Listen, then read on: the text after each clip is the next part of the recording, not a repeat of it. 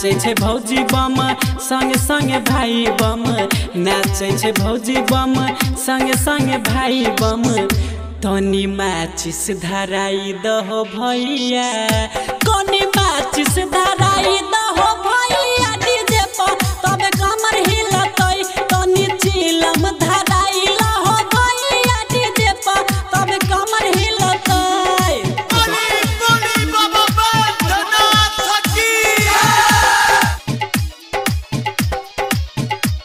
DJ पर तबे कमर हिलतई। जब जब डीजे थाम के छियो, लोटा से जल हमर छल के छियो, सावन में गर्दा उड़ा दे छियो, भोले पर जलावा चढ़ा दे छियो।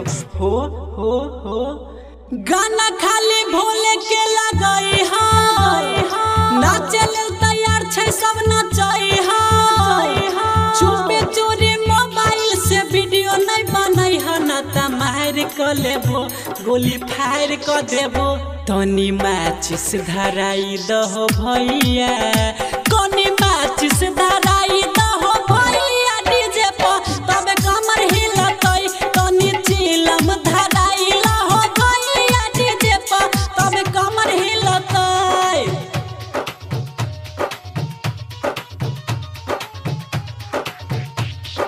प्रेम से बोली तो घर वाले बाबा की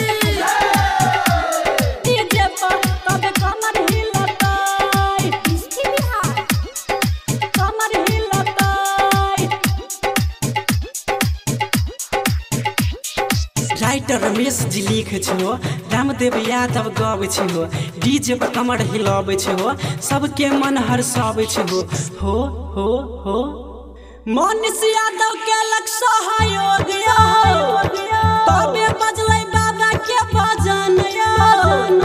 रामकांत गुरु छाड़ा खाइ के भांग के गोला देव घर जाइ छै, देव घर जाइ छै।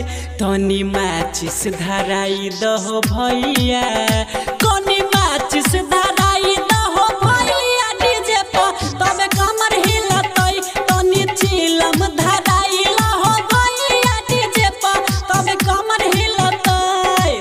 नाचे छे भौजी बम संगे संगे भाई बम, नाचे छे भौजी बम संगे संगे भाई बम।